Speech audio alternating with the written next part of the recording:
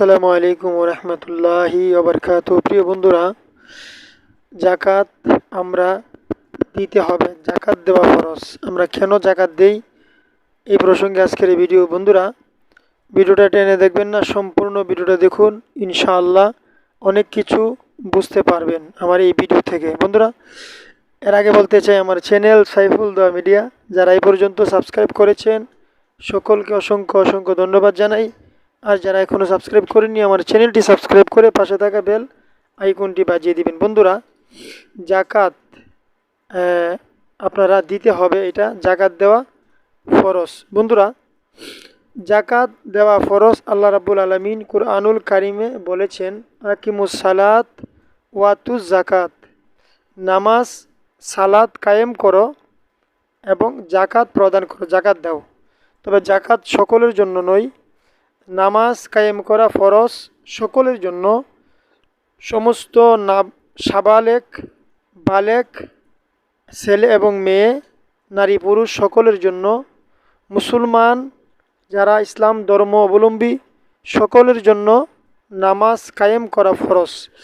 আর জাকাত দেওয়া ফরজ হচ্ছে তাদের জন্য যারা বৃত্তশালী, যারা অর্থ সম্পদশালী, যাদের টাকা পয়সা আছে এবং আয়, যাদের বিগত এক বছরের ভিতরে, এক রমজান থেকে আরেক রমজান পর্যন্ত এক বছরের ভিতরে যাদের আয় আছে, যাদের খরচ করার পরে যাদের ব্যবসা বাণিজ্য আয় হয়, ওই আয়ের টাকা একটা নির্ধারিত নেশাব পরিমাণ আছে, কমপক্ষে নেশাব পরিমাণ যদি হয় তাহলে তারা কি করতে হবে? জাকাত দিতে হবে। বন্ধুরা, নেশাব পরিমাণ নিম্নে, অর্থাৎ নেশাব পরিমাণ বলতে একবারে নিম্নে কত টাকা তার আয় থাকলে, সঞ্চয় থাকলে জাকাত দিতে হবে। একবারে নেশাব পরিমাণ মানে কমপক্ষে। তো কিতাবের মধ্যে আছে, রাসূল করিম সাল্লাল্লাহু আলাইহি সাল্লাম বলছেন, 7.5 ভরি স্বর্ণ অথবা 52 তোলা রূপা। একবারে নিম্নে 52 তোলা রূপা।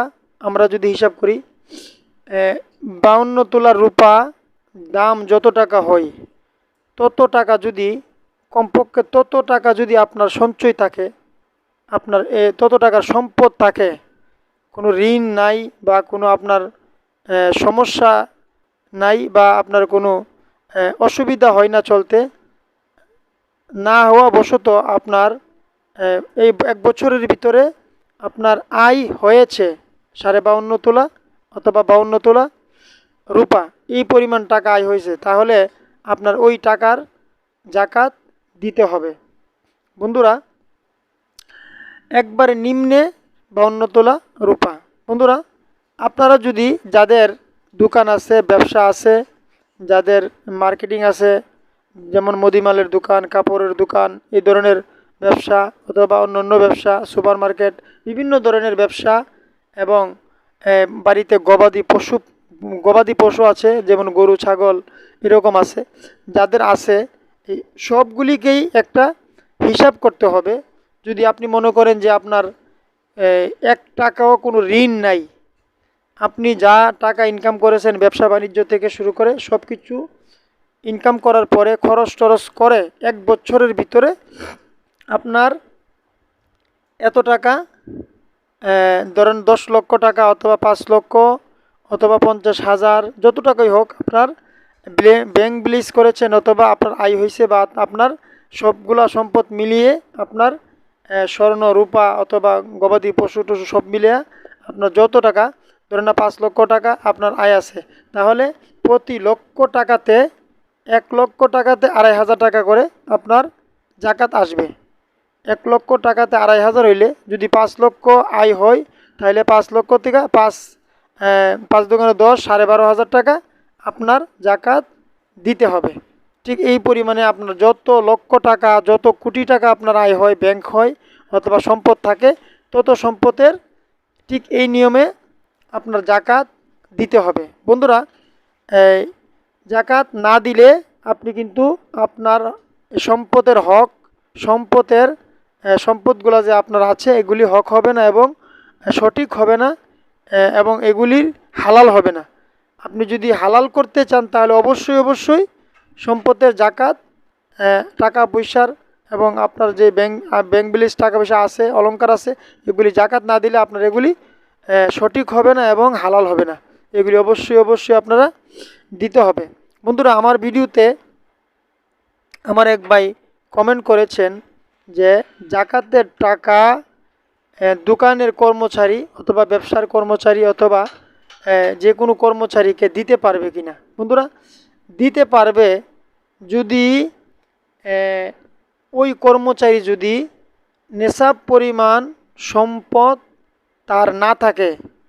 যাদের নেশাব পরিমাণ সম্পদ যার ঘরে নাই, সেই জাকাতের টাকা খেতে পারবে, নিতে পারবে। যদি ওই কর্মচারী নেশাব পরিমাণ কোনো সম্পদ তার ঘরে নাই, তার নাই, সে জাকাত নেওয়ার যোগ্যতা আছে, তাহলে তাকে আপনি জাকাতের টাকা ওই কর্মচারীকে দিতে পারবেন, কিন্তু এটাকে বেতন স্বরূপ দিতে পারবেন না। তাকে বলতে হবে যে আমি তোমাকে জাকাতের টাকা দিছি, বোনাস দিতে পারবেন না। যদি বলেন যে আমি জাকাতের টাকার থেকে তোমাকে বোনাস দিছি, তাহলে এটা বোনাস হবে, কিন্তু জাকাতের টাকা হবে না, জাকাত আদায় হবে না। এটা আপনি বলতে হবে যে শুধু জাকাতের টাকাই আপনাকে দেওয়া হলো, এটা কোনো বোনাসও না, বেতনও না।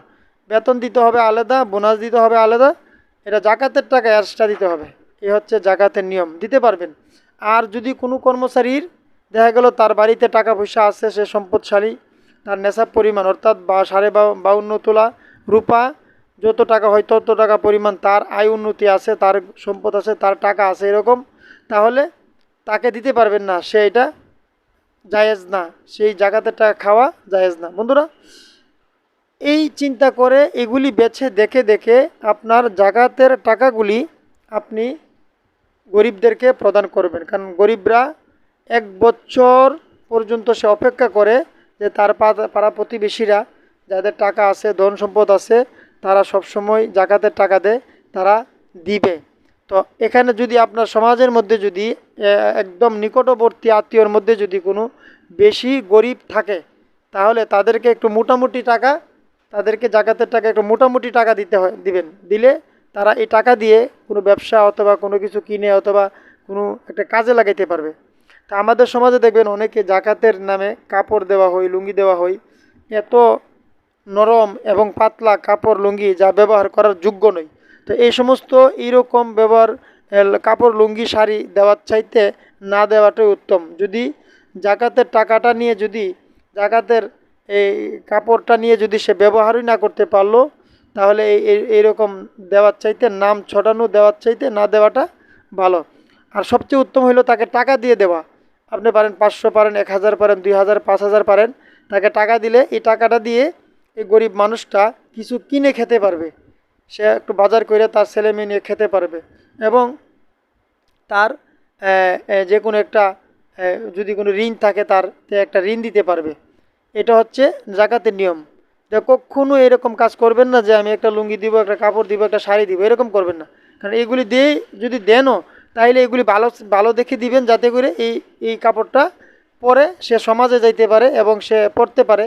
সে এই কাপড়টা পরলে সে কয়েকদিন পরে চলতে পারবে, বা এই লুঙ্গিটা সে কয়েকদিন পরতে পারবে। এরকম ভালো লুঙ্গি দেখে, শাড়ি দেখে, এরকম কাপড় দেখে আপনারা দিতে পারেন, সমস্যা নেই। কিন্তু এরকম দিবেন না যা দিয়ে সে একদম পাতলা বা কোনো নরম দুর্বল, এরকম দিবেন না। অনেকে সমাজের মধ্যে লেখা আছে, মানে প্রভাব আছে যে জাকাতের কাপড় এমুক সেমুক সেমুক। তো জাকাতের কাপড় বললেই চলে যে এগুলি জাকাতের কাপড়, একদম নরম, এগুলি দিতে নাই। বন্ধুরা, গরিব দেখে আপনারা আত্মীয় স্বজন এর মধ্যে যত গরিব আছে তাদেরকে আগে জাকাতের টাকা প্রদান করবেন, এরপরে দূরবর্তী গরিব দেখে দেখে কিছু কিছু করে দিবেন। এটা হচ্ছে নিয়ম। বন্ধুরা, এই জাকাত সম্পর্কে আমি যতটুকু সম্ভব আপনাদেরকে বললাম, আপনারা ঠিক এইভাবে জাকাত দিবেন। এখন এই 52 তোলা 52 ভরি রূপা, অথবা এখন নিম্নে 52 ভরি রূপা, আর রূপা পরিমাণ টাকা যদি আপনার আয় থাকে 1 বছরের ভিতরে, যদি আয় থাকে তাহলে আপনি জাকাত দিতে হবে। যাই হোক বন্ধুরা, এ বলে বিদায় নিচ্ছি। আসসালামু আলাইকুম ওয়া রাহমাতুল্লাহ।